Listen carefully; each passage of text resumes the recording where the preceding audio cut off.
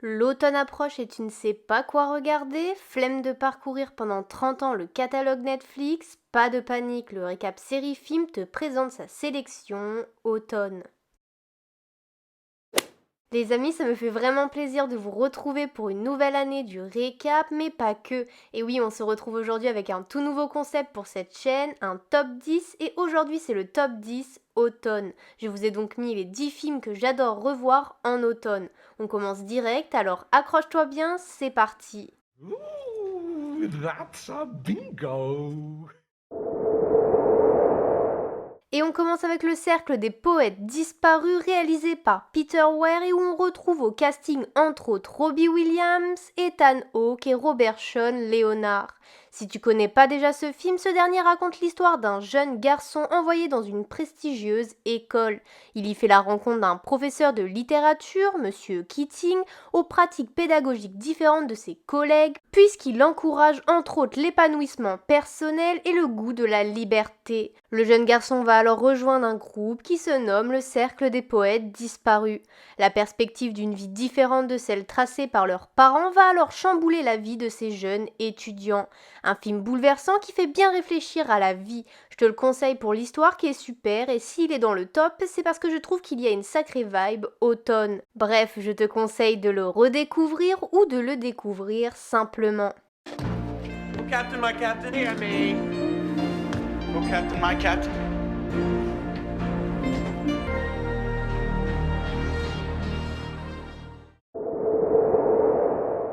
On retrouve ensuite Orgueil et Préjugés réalisé par Joe Wright. On retrouve au casting Keira Knightley dans le rôle d'Elizabeth Bennet.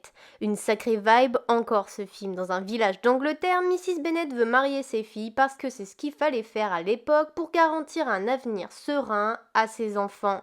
Pile à ce moment, un jeune célibataire, Monsieur Bingley, débarque au village. Monsieur Bingley n'est pas seul, il a emmené ses sœurs ainsi que son ami, Monsieur Darcy. Bref, j'en dis pas plus, je pense que tu connais la suite, histoire d'amour avec beaucoup d'orgueil et de préjugés, parfait pour l'automne. I love you. Most ardently.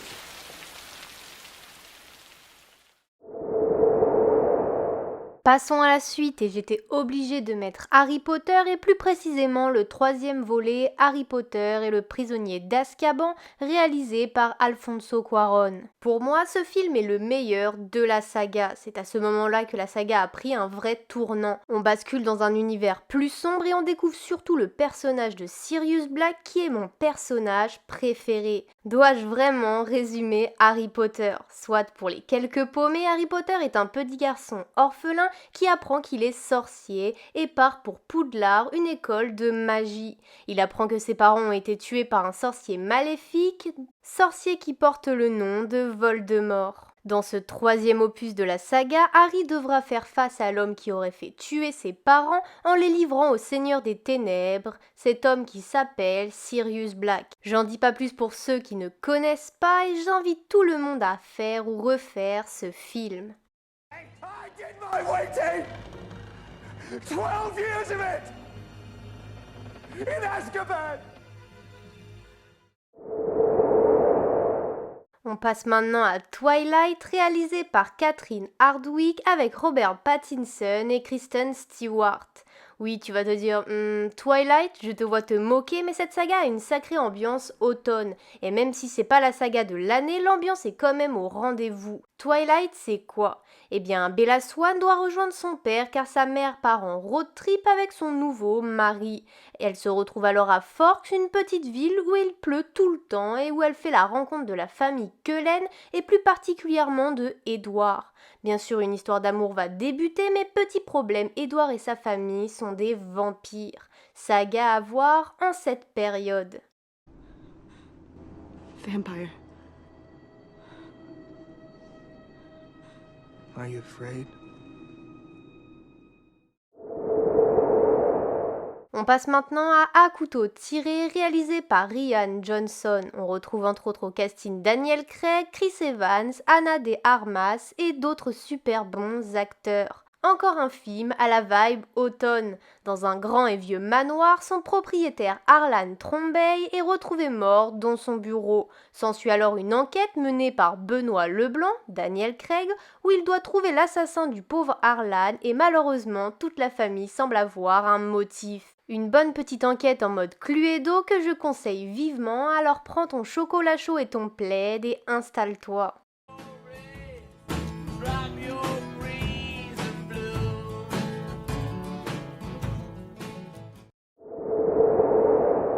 Qui dit mois d'automne dit mois d'octobre et mois d'octobre, Halloween. On bascule alors maintenant dans ces fameux films et on commence soft avec un Disney Pixar, Coco. Un de mes Disney Pixar préférés. Ce dessin animé se passe lors de Dios de los Muertos, soit la fête des morts au Mexique. On suit alors Miguel qui rêve de devenir musicien. Petit X, sa famille ne veut pas entendre parler de musique car l'arrière-arrière-grand-mère Mama Imelda s'est fait abandonner par son mari musicien. Mais alors que Miguel veut jouer sur la grande place, il se retrouve comme par magie dans le monde des morts et décide de partir à la recherche de son arrière-arrière-grand-père musicien. J'en dis pas plus, mais ce film ne peut pas faire plus Halloween. Allez-y.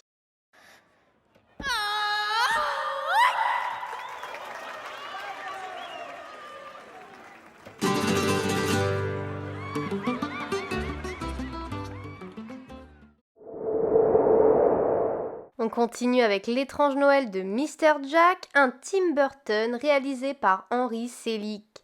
Ce film pourrait peut-être se placer aussi bien à Noël qu'à Halloween, mais perso il me faisait bien flipper petite. Mettons-le alors ici. On suit alors Jack qui est un squelette et qui vit dans le monde d'Halloween. Ils vivent pour faire peur, sauf que Jack en a marre et veut fêter Noël. Ce film fun, drôle et sombre est parfait dans ce top, alors fonce le voir.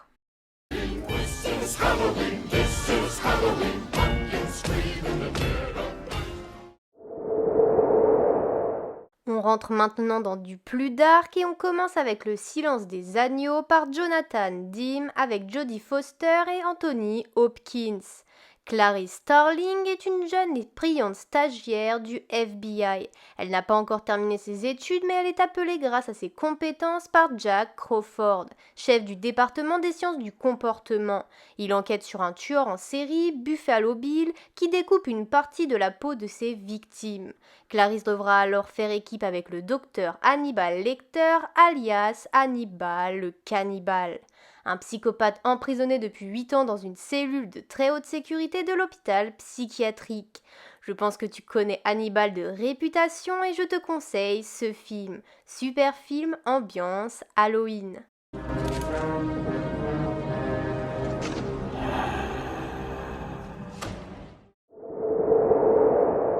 On continue maintenant avec Dracula de Francis Ford Coppola avec entre autres Gary Oldman, Winona Ryder et Keanu Reeves. Alors que Vlad Dracula est parti à la guerre, sa femme le croit mort. Ne pouvant vivre sans lui, elle décide de se donner la mort. Lorsqu'il revient, il est fou de rage de découvrir sa bien-aimée ainsi et veut la venger, ainsi les forces du mal s'emparent de lui et il devient un vampire. Des années passent et Jonathan Harker débarque en Transylvanie pour affaire dans la demeure d'un certain comte Dracula. Lorsqu'ils parlent ensemble, Dracula découvre une photo de la femme de Harker, Mia, qui ressemble comme 2 gouttes d'eau à la bien-aimée perdue de Dracula. Le vampire retient alors captif Jonathan et fonce en Angleterre. Mais c'est un vampire et rien ne se passe comme prévu.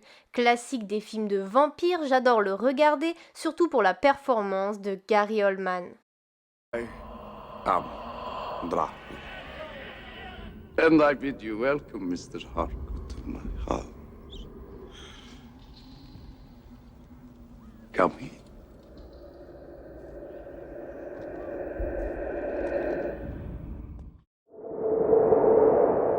On finit ce top avec Entretien avec un vampire réalisé par Neil Jordan avec Tom Cruise, Brad Pitt et Kirsten Dunst.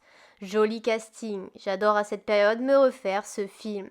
Pour faire court, un jeune journaliste est approché par un vampire pour enregistrer ses mémoires.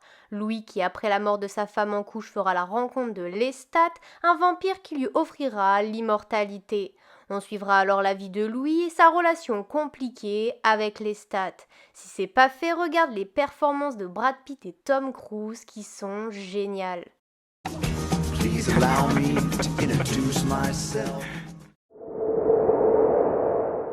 C'est tellement dur d'en sélectionner que 10, alors je fais une section mention spéciale pour tricher un petit peu.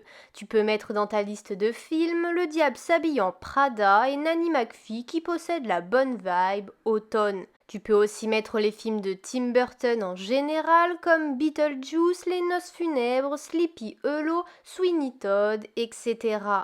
On peut aussi mettre Gasper qui me rappelle toujours mon enfance et que j'adore regarder en cette période.